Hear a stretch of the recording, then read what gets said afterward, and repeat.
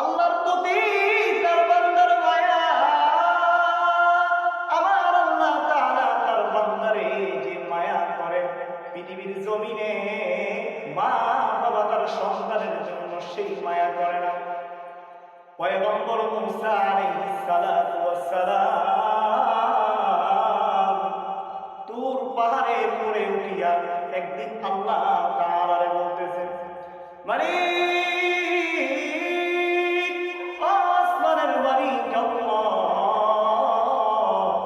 দুনিয়ার জমিনে তুমি সব থেকে কোন বান্দাটারে বেশি ঘৃণা করো? ও মালিক, ওই বান্দার সাথে তুমি আমার দেখা করাইয়া দাও। আমার আল্লাহ ডাক দিয়া বললেন, মুসা, কেন তুই ওই বান্দার সাথে দেখা করতে চাস?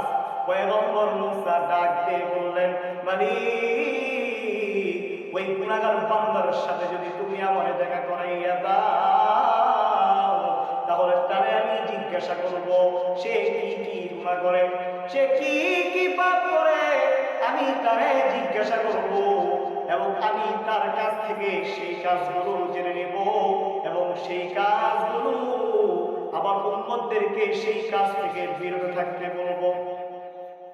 আমার আল্লাহ তাআলা ডাক দিয়ে বলেন, মুসা, না না, আমি ওই বান্দার সাথে করে দেখা করাইতে পারবো না। আমার বান্দার গুনাহগুলো আমি আল্লাহ ফাঁস করতে পারবো না। মুসা, আমি ওই বান্দার সাথে তোমার দেখা করাইতে পারবো না। পয়গম্বর মুসা ডাক দিয়ে বলেন, মালিক, আপনি দেখা করাইয়া দেন গো। আমার আল্লাহ তাআলা ডাক দিয়ে বলেন, না না মুসা, আমি তোরে দেখা করাইতে পারবো না। আমার আল্লাহ তাআলা ডাক দিয়ে বলেন, না রে মুসা, আমার দ্বারা সম্ভব নয়। পয়গম্বর মুসা ডাক দিয়ে বলেন, মালিক, তোমার দেখা করাইয়া দাও, আমি তার সাথে কোনো কথা বলবো না গো, তার সাথে কোনো কথা বলবো না। আমার আল্লাহ তাআলা ডাক দিয়ে বললেন, মুসা, ঠিক আছে, তুই তার সাথে কোনো কথা বলতে পারবা না, তুমি তার সাথে কোনো কথা বলতে পারবা না। আগামীকাল ওই রাস্তার সামনে যাইয়া তুমি দাঁড়াইবা। পয়গম্বর মুসা ডাক দিয়ে বললেন, মালিক রে, ঠিক আছে, আগামীকাল ফজরের সময় রাস্তার সামনে দাঁড়াইবো। আমার আল্লাহ বলেন, তোমার সামনে যেই লোকটা সর্বপ্রথম আসবে, মনে করবা পৃথিবীর বুকে আমি আল্লাহ তাআলা তারে সব থেকে বেশি ঘৃণা করি এবং তার নাম আমি জাহান্নামের তালিকায় লিখে রেখেছি। পয়গম্বর মুসা আলাইহিস সালাতু ওয়াস সালাম আগামীকাল ফজরের নামাজ পড়িয়া সেই রাস্তার সামনে দাঁড়াইয়া রইল।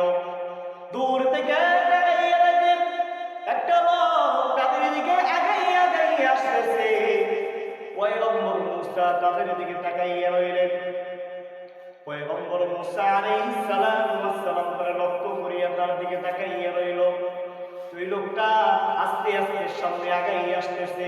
পয়গম্বর মুসা আলাইহিস সালাতু ওয়াস সালামের কাছাকাছি যখন লোকটা আগাইয়া আসলো, পয়গম্বর মুসা ডাক দিয়ে বললে, হে ও ভাই, আমার সামনে থেকে সরে যাও, যদি তোমার সাথে আমি থাকি ওইটা আমার আল্লাহর গজব আমার উপর নাযিল হবে। পয়গম্বর মুসা জাহান্নামী লোকটাকে দেখিয়া আবার তোর পাহাড়ের উপরে উঠিয়া গেল। ডাক দিয়ে বললে, মালিক, সব থেকে জাহান্নামী লোকটা দেখলাম, এমন একটা জান্নাতি লোক তুমি আমারে দেখাইয়া দাও, যারে তুমি পৃথিবীর বুকে সব থেকে ভালোবাসো এবং তার নাম তুমি জান্নাতের ভিতরে রেখে রেখেছো। আমার আল্লাহ তাআলা ডাক দিয়ে বললেন, মুসা, ঠিক আছে, তুমি ওই রাস্তার সামনে দাঁড়াইয়া থাকো যেখানে তুমি জাহান্নামী লোকটাকে দেখছো। পয়গম্বর মুসা আলাইহিস সালাতু ওয়াস সালাম নিজে মনে মনে ভাবতেছে, নবীরা তো আল্লাহর কাছে অনেক প্রিয়, হইতে পারে আল্লাহ আল্লাহ আমার নাম তার মুখ দিয়া তুলবে। পয়গম্বর মুসাকে আল্লাহ বললেন, মুসা, ওই রাস্তার রাস্তার সামনে দাঁড়াইয়া থাকো। ফজরের সময় তুমি যেখানে দাঁড়িয়েছিলা, আসরের নামাজের পর তুমি সেইখানে দাঁড়াইয়া থাকবা। সর্বপ্রথম তোমার সামনে দিয়া যে লোক আসবে রে, মনে করবা পৃথিবীর জমিনে, পৃথিবীর বুকে ওই বান্দারে আমি সব থেকে ভালোবাসি এবং ওই বান্দার নাম আমি জান্নাতের তালিকায় রেখে রেখেছি। পয়গম্বর মুসা আলাইহিস সালাতু ওয়াস সালাম আসরের নামাজ পড়িয়া ওই রাস্তার সামনে দাঁড়াইয়া রইল। হঠাৎ কইরা দূর দিকে তাকাইয়া দেখে রে একটা লোক আস্তে আস্তে হাঁটি হাঁটি আসতেছে। পয়গম্বর মুসা মনে খুব আনন্দ, জান্নাতি লোককে দেখবে, পৃথিবীর জমিনে সবথেকে আল্লাহ যার ভালোবাসে তারে দেখবে। পয়গম্বর মুসা আলাইহিস সালাতু ওয়াস সালাম খুশি মনে দাঁড়াইয়া রইলেন। দূর থেকে যখন লোকটা আসতেছে, পয়গম্বর মুসা আলাইহিস সালাতু ওয়াস সালাম ভালো লক্ষ্য কইরা দেখতেছে সেই লোকটা তো চিনা চিনা লাগে রে। সকালবেলা তারা যেন দেখছিলাম। পয়গম্বর মুসা আলাইহিস সালাতু ওয়াস সালাম দূর থেকে তাকাইয়া লক্ষ্য করলো কে সকালবেলা যেই লোকটারে আল্লাহ জাহান্নামে বলতেছিল আস্তে আস্তে হাঁটি হাঁটি আসতেছে, সেই লোকটা আবার বিকালবেলা জান্নাতি হয়ে আসতেছে। পয়গম্বর মুসা আলাইহিস সালাতু ওয়াস সালাম বুঝতে পারেন নাই, দৌড়াইয়া দূর পাহাড়ের উপরে চলে গেল। আর মালিকরে ডাক দিয়ে বললেন, মালিক রে কি খেলা দেখাইলা?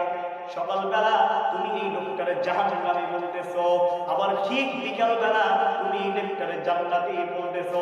কারণ কি? কারণটা কি তোমার মালিক? কারণটা কি? আমার আল্লাহ ডাক দিয়ে বললেন, মুসা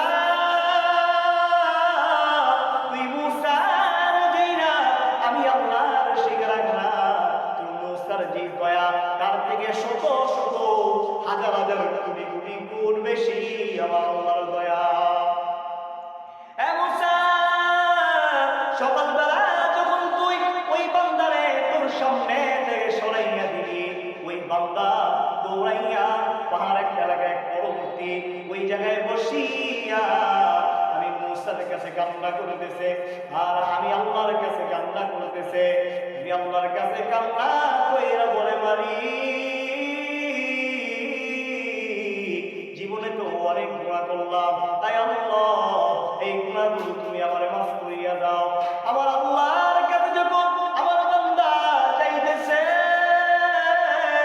আমার আল্লাহর কাছে যখন আমার বান্দা চোখের পানি সারিয়া সারিয়া কান্না করতেছে আর বললে, বাড়ি দুনিয়াতে অনেক গুনাহ করেছি আল্লাহ, গুনাহ করতে করতে আল্লাহ আমার অন্তরটারে আমি কালা বানাইয়া ফেলাইছি। ও মালিক আপনি আমারে ক্ষমা করিয়া দিন, আমি আর গুনাহ করব না। আমার বান্দা যখন আমি আল্লাহর কাছে এইভাবে চাইতেছে, আমি আল্লাহর কাছে যখন আমার বান্দা যখন এইভাবে চাইতেছে, আমি আল্লাহর সহ্য হয় না রে। আমি আল্লাহ আমার বান্দার চোখের পানি নাকের গোড়ায় আসার আগে আগে আমি আমার বান্দার গুনাহ মাফ করে দিয়েছি। সুবহানাল্লাহ। আমার আল্লাহ তাআলা এমন দয়া করেন আমার বান্দারে। আমরা যেই যেই গুনাহ করি, আমরা যেই যেই গুনাহ করি, আমরা যেই যেই গুনাহ করি, যদি আমার বাপ মা জানে তাহলে তুমি টিকতে পারবা না, যদি তোমার ভাই জানে তাহলে তুমি টিকতে পারবা না। তুমি যে গোপন গুনাহ করো পৃথিবীর তোমার মা বাবা জানে না, তোমার ভাই বোন জানে না, তোমার আত্মীয় স্বজন জানে না, কিন্তু মনে রাখবা